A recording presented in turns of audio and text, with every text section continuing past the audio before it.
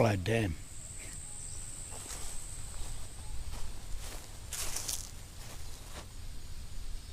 It's pretty amazing, eh?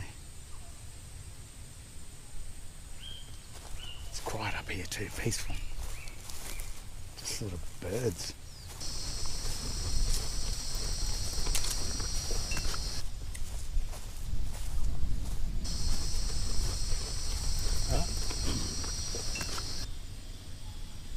That's it, that's the transport I've got. Transport. That's what I used to travel.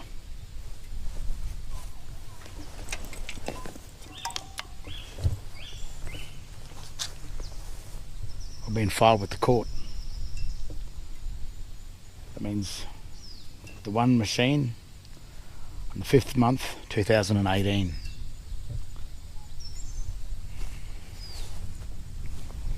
So it's all been documented.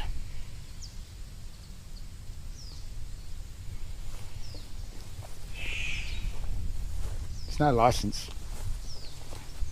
It's not registered. They've just been notified. It's on record. It's been filed with the court. It's been stamped with the court. And even when police pull you over and arrest you and bash you, take your car, when it comes to court, it leaves the magistrates sort of in a bind because it's on record. No one complained, no one wrote back, no one said you can't do it.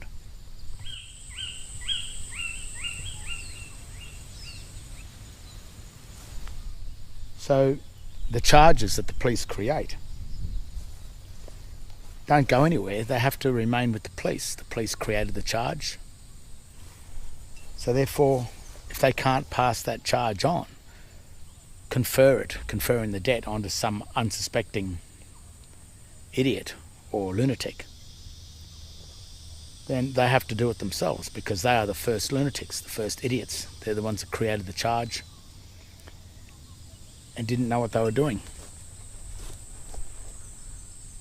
It's not a state of Queensland or state of Victoria or state of New South Wales. It's got nothing to do with their state. However, it is on record with their state. It's just something that they can't use as a usufruct, I assume, as a usufruct.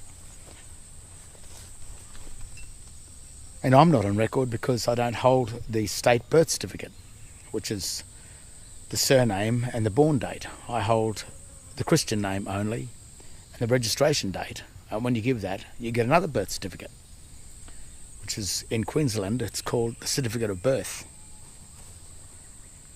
So when you hold that, you can't apply for licenses, you can't apply for anything because you are actually the equity. You still have directive power over the equity. You haven't registered it, put it on the files of their state, and then act as the debtor of your own equity. By holding the certificate of birth, you hold the birth of the equity account, where you still have the power of direction over that. And that's why, sure, I go through a lot of trouble, bashed and but that's what it takes to have some guts to make a stand in this world. You bow down, you become a slave, well then that is your choice.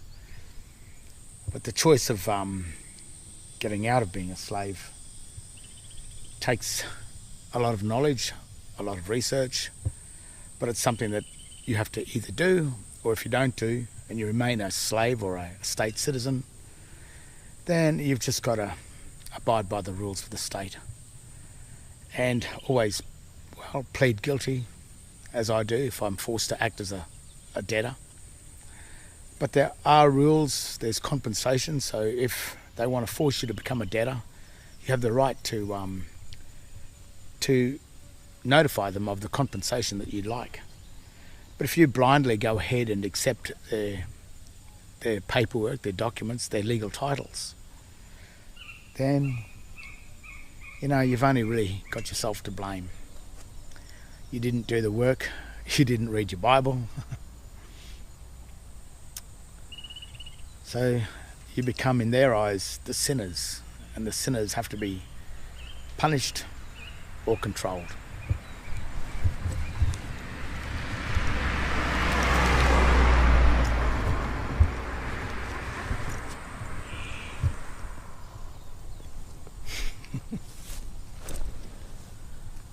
And that's why the system works. I think there's always been a one world government. I think the Vatican has always really been the controller of it.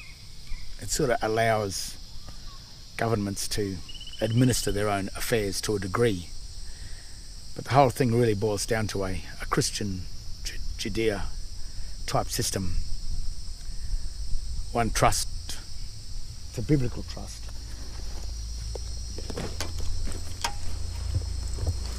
And that's the dark side of it all that you have to know. It's satanic. And people don't believe it, but it's